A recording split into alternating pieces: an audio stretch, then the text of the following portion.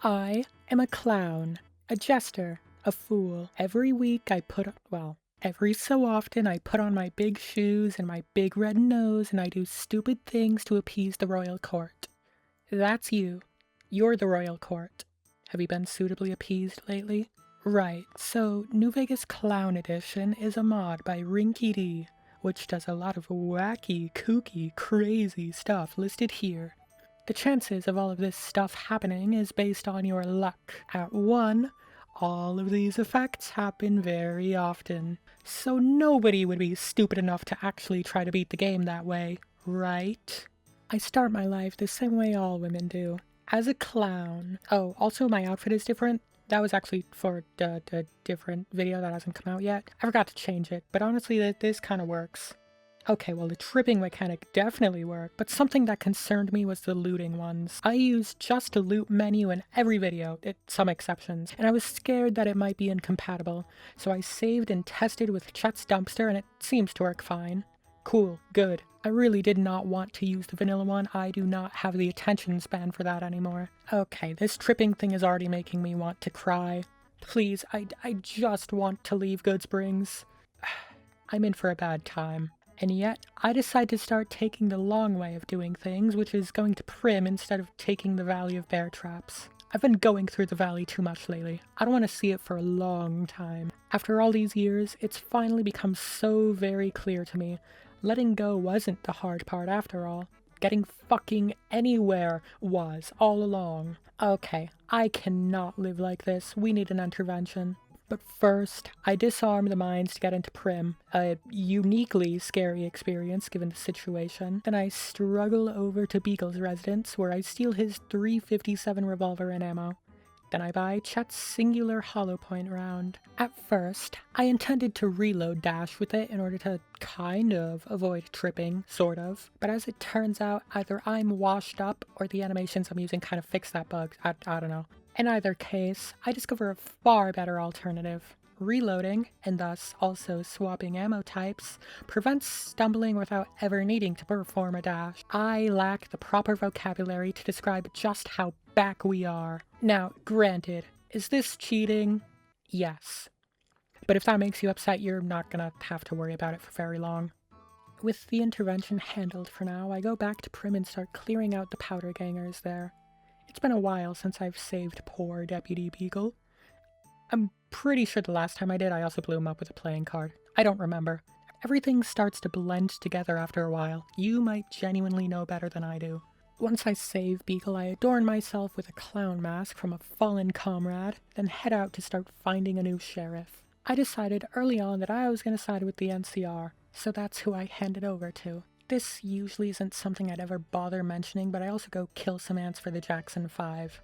It's relevant this time because I make another discovery. One of the clown effects is to sometimes replace gunfire with just a little squeak and waste your bullet. But some info I haven't had a need to tell you is that I inverted my mouse buttons. Don't ask why. My goals are beyond your understanding. A consequence of this is that the effect is seemingly hard-coded to apply to left click, which for me is aiming rather than firing. So sometimes this just ends my aiming and makes me waste a bullet next time I try to. Oh, another thing. There's a bug where swapping ammo types too quickly on the .357 sometimes causes you to infinitely reload. I started abusing this as well. And one must imagine me as the first person to be happy this bug exists. For now, it has the added benefit of making any fool who tries to force their way into dialogue with me unable to do so, which means that I can just make them follow me around. Well, Oliver ran off to an unknown spot, but I started dragging Vulpes over in the other direction to the Mojave outpost. I also smote some poor Viper with console commands. I was streaming to my friend at the time, and I didn't mean for that to become canon, but then I accidentally quick-saved after. Don't worry, I'm gonna pay the price for this mistake in a minute. Vulpes and I did not get far enough to reach the outpost, because one single unarmored mercenary was enough to kill the badass of badasses of the Legion. 13-year-old boys across the internet are in shambles. Okay, onto that paying the price thing. I'm not allowed to use the exploits anymore. Also, I reported the bug to the mod author and they made a workaround, so now I can't even do it accidentally. Also, I threw all my ammo off a cliff. That one was more symbolic than anything. I just go back to chat and buy more. Look, it was a metaphor, throwing away the old me and buying a new me at the store. And now we're in the trenches of stumbling again. I've got a feeling that I'm going to be real familiar with the taste of sand by the time we're done. Honestly, it's not all so bad once you get used to it. The stumbling, not the sand. As long as you're in a position where you can just hunker down when the bad guys start coming, it's manageable in combat at least. Or if they have explosives, it's a little more scary. Or if their name happens to rhyme with Deathjaw or Kazasnore, I imagine. Also if they sneak up on you, but that's rarely an issue for me. Along my long, trip-heavy walk, I got curious about something related to a certain little bitch, so I made getting over to Boulder City a priority over more potentially rewarding endeavors. When I finally stumble into town, I look really closely at the monument repeatedly, with my gun. I was hoping that if I got a misfire, it would still count as shooting it. It would have been pretty funny in theory, but we'll never know, because it didn't count. So I killed all the great cons instead, because I know that somehow this is their fault. I don't mean to keep harping on it, but I really can't describe how bad the stumbling is. So here's a long, uninterrupted walk for reference while I play games on my phone.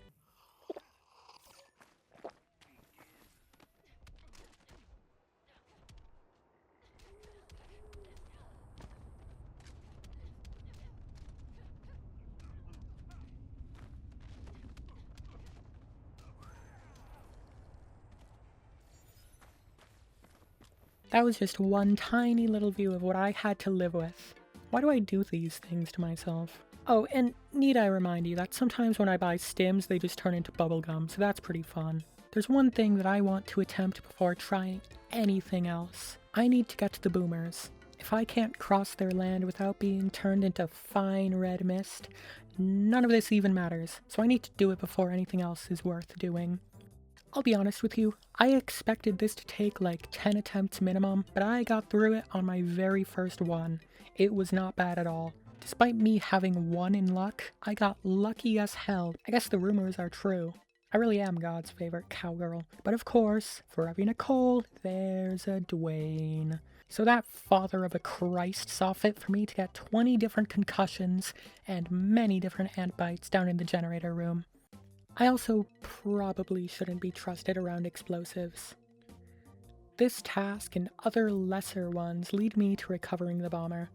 I wasn't sure if swimming would count as walking, but I found out the hard way that, oh yes, it most certainly does. Every day I lose my grip on reality a little bit more. I wish this mod came with some kind of stat tracker of how many times you've been affected by each clown effect, because I think I sat through a number of stagger animations approaching 10,000. But look on the bright side. Anyway, I expected getting to the boomers to be the hard part, something to look back on and go, oof, that was the worst of it, but it's all uphill from here. Turns out it's probably going to be nothing but downward. Okay, look, terrible times like these are the only times I see fit to use the ace up my sleeve. The Funky Bunch. But I also don't want to let Arcade kill too many things, so I make my ascent to Jacobstown the first time on my own. That way I can discover the Remnants bunker and, well, Jacobstown without half the Mantis population being killed by him. Also, it took me half an hour to get from Freeside to Jacobstown. I am losing my mind. The lights are on, but nobody's home.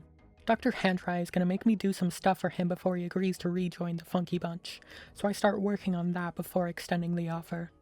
Oh, Night Stalkers, I totally forgot about them on my list of things to avoid earlier.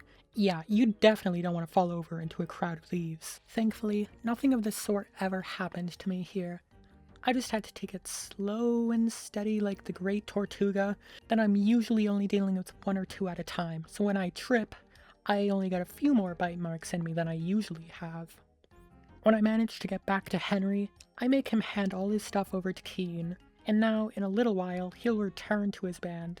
But still, before grabbing Arcade, I want to get onto the strip. I blew all of my caps on 556, so I go to Camp McCarran, a classic of Bear Trap Valley maneuvers, only this time I use a BB gun to kill all the guards to the monorail. Also, basically everyone else in the first area of the airport. I don't really know why. I guess the first 2 kills were so easy that I just needed more. But then I took the train. I immediately go over to the tops where I talk to Bennett and agree to meet him in the presidential, but then he starts walking upstairs, so I follow him. Outside of his room, I ambush him from a doorway with a .22 pistol and none of his guards notice him die. They have no idea what to do with themselves after. Also, Illyrio claims I killed Volpez, even though we all know that was actually some random mercenary. I lack the speech, reputation, or gay manness to convince Arcade to join me. I also don't want to do high times without speech. Aw man, I should have listened to my stupid undead dentist and planned better. Dixon still dies anyway because I was mad. And you know who else dies? Mr. House. I need him out of my way, even if I don't have Arcade yet. Normally I ignore all of his robots and run past them, but I don't want to fall over then eat 10 grenades from their arm cannons, so I slowly pick them all off before going into the control room. For a second time, my main man NCR operator joins me in the control room and watches House die. Ah, what a guy, that NCR operator. If only his name wasn't cut content. I need to get my speech up in order to get Arcade, no matter which route I take. Because I am not collecting 10 of whatever the fuck for Jacob Hoff. Not happening. The fiends serve as a good source of XP for all growing couriers, but I run into a new dilemma of running out of 5.56. I really wish I didn't throw all my ammo off that cliff. Lucky for me, 2/3 of Camp McCarran still exists, and 5.56 is the most common fish in the sea in those parts. If nobody knows that you're committing several human rights violations, that means that it's ethically sourced. Plus, I end up using it to solve a problem in 5 minutes that the chuckleheads I got it from couldn't solve in 5 years. So, really it all evens out, morals-wise. Hey, apparently I have 36 pounds of BB guns. When did that happen? It's about here that I go visit the Great Khans in Red Rock. By visit, I mean kill. I'm gonna kill them. Probably could have guessed based on me killing the other ones earlier. Although, also, when have I ever made consistent choices?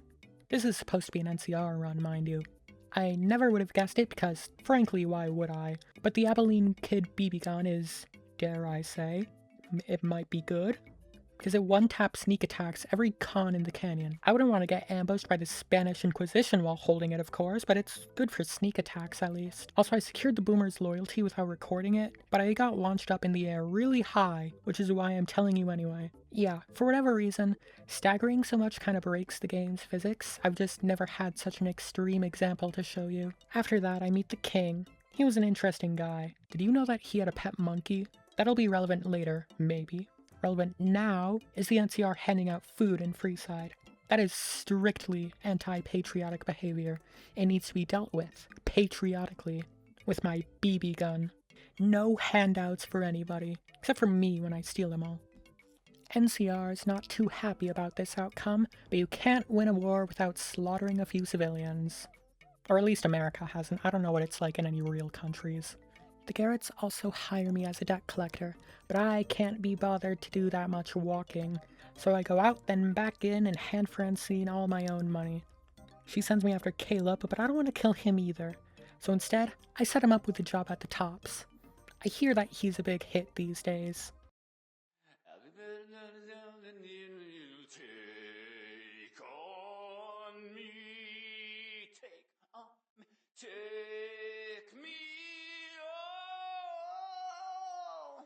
Circling back to the King's monkey, I take him with me back to Doc Henry to have his brain checked. It's like dissolving or something.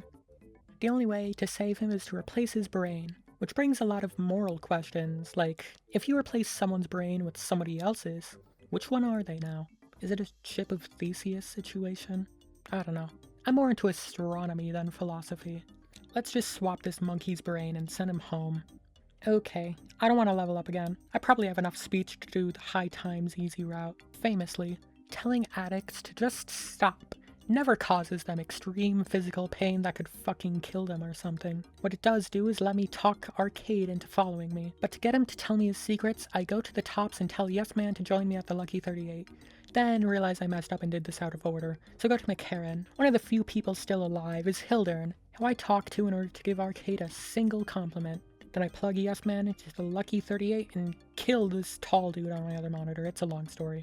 Okay, now, finally, Arcade tells me his deepest, darkest secrets, that his dad was in a band. Mine too, actually. He was a drummer. He asks me to walk and trip around collecting his old bandmates. Then I go to their clubhouse to tell them who to give their bardic inspiration to. This is still an NCR playthrough, by the way. Moreno is not too happy to play on their side, so Arcade and I have to kill him. Why do I always seem to find myself murdering bards? At least I'm awake for it this time. Don't worry, they actually found a very suitable replacement for Moreno to play the return gig, so really it all worked out for the better. It's Torres, in case you're not looking. That's the joke, it's Torres. That, reminds me, I have to go handle the Brotherhood. Well, I don't have to, I just don't want to perform the rule of three times again. Trying to kill them head on doesn't work so well. Sad. So I agreed to work for them. The explosive collar was turned into a clown mask, and so are my fucking spurs, goddammit. I'm not just letting that happen, no way. I killed Dobson with 1 shot to the head and 3 to the void. When I return to the bunker, McNamara and Ramos are hostile. Odd. Maybe it has to do with the fact that I'm not wearing the collar since it's still a clown mask. Okay, well that was a waste of time because I have to do this the old-fashioned way anyway. Given that my armor is shredded, I start salvaging whatever I can from Ramos and McNamara's corpses. Then do just so many illegal narcotics, dude. Oh yeah, that's his stuff. Then I start walking around, killing the Brotherhood with their own gear. It was kind of disrespectful of me, to be honest, killing them with their own guns. It's kind of ironic. And to think, there was a 57.1% chance that I was going to change my mind about killing them until my collar turned into a clown. I kill whoever I see, but mostly I'm hunting down the keycard holders. I kind of have to blow up the bunker, since Torres is off practicing her guitar skills, and I don't want to kill her anyway. It would just make life at home really awkward. When both of the remaining ones are dead and their cards are in my satchel, I use all 3 of them on the self-destruct terminal and haul hooves out of there. My main man, Knight, fixes up my clown suit for me after. After years of putting it off, I go meet with Dennis. Although that's not before murdering absolutely everybody else in the embassy with him. There's just a lot of BBs rattling around in my satchel and very little to do with them. Dennis didn't see me do it, so he's very comfortable sending me off to make peace with the king.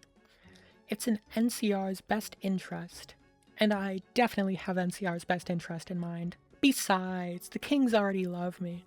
Even though I incited the violence with NCR, I asked him to end it. I briefly considered asking to join the kings because I've been working on my impressions lately. Whoa, mama. Whoa, whoa. Whoa, whoa, mama. Okay, I said I was working on it, not that I was making any progress. Now the colonel wants to meet me, and you know that means that I have to take out all the boring people who don't matter to the story before talking to her. Just because I'm the hero of the NCR doesn't mean I'm not going to make that everybody's problem. I forgot to deal with the Omertas. Fuck. I tripped like 50 times on my way down here, you know. God, what a waste of time. She sent me to talk to Liza, but she wasn't feeling very talkative. Illyrio kind of was, though. That's weird. For the first time, maybe ever, I utilize Mr. Holdout's services to get a .22 pistol into Gamora. Then I flirt with the cute receptionist and silently kill the guard at the door. I hoped to do this and sneak my marksman carbine back in. Carbine? I feel like I always say carbine, but that's probably wrong. Back in, but A, everybody becomes hostile if he dies, and B, my carbine turned into a BB gun, so fuck me, I guess. The service rifle is a suitable replacement, I guess, but that's such a shame. I was already gonna kill the Omertas, but now they went and made it super personal by doing that. Now that I've wiped out every single enemy of the Republic, I've just gotta attend to the president's speech and stuff. I really wanted to go get distracted by a DLC or something during this video, but it's been 18 hours, so that's not happening. Honestly, if you expected this speech to go well, I don't know what video you've been watching up to this point. I successfully take out the Legion sniper, but then I become the sniper when I start taking out the crowd with a BB gun from the concrete knoll. Doing this makes Kimball start to run away back to Bear Force 1, which promptly explodes upon liftoff. So, basically, in a roundabout way, I assassinated the president with a BB gun, which I bet you can't say, and wouldn't want to say at risk of becoming a national security threat. Following his death, we can start what is sure to be the slowest and most miserable second Battle of Hoover Dam maybe ever. I really mean it too. Even with all the other stuff I've put myself through, this is the worst of it. Although I decided to take the scenic route through the drainage tunnels anyway. I think I've only done this once in my life, but it just felt right today. It's basically the same as going the normal way. This one just looks different, and contains slightly more hype moments and a lot more aura. I got spit out at just about the same spot, then reunite with Arcade at the Visitors Center. He takes care of everything while I take a little nap. On the top side of the dam, killing a few legionnaires earns me back a marksman carbine. That feels wrong. I always say carbine. So now at least a few things are right in the world. But it feels like every single effect from the mod has now multiplied in chances of happening. Not on purpose, just because the game hates me specifically. Honest to God, I don't know why I do this to myself. It's been enough to send anyone down a villain arc. I'd rather swim in actual toxic waste than ever do this again. It nearly broke me. It really did. But nearly, not quite. Because the Funky Bunch show up to save what little bit of sanity I've left after all this. Don't worry about Torres not being with them, that's just a plot hole. Together, we push onward into the Legate's camp. The only one to make it far enough is Johnson. I was scared something like this might happen. At the entrance, I take the and stay back perk because I thought it would help me give the Legate a taste of, I guess my own medicine really. But a lot of attempts just still didn't work out so well. Pretty much any time Johnson died, I'd follow suit right after, and if I got knocked down, he was sure to get targeted and die. It was very symbiotic though. I used my riot shotgun to keep everyone on the ground while he drained their health with his minigun. Sooner or later, we got lucky. Ironic, isn't it? The Legate died, and I stole his incendiary grenades to burn his death squad with. Johnson got caught in the blast and died a hero, but I pick off the last of the enemies with my rifle. I cannot believe I did this to myself for free, but I talked to the general at last and beat Fallout New Vegas Clown Edition with one luck. Never do this to yourself. Okay, I'm gonna go stretch my legs for a bit. Bye.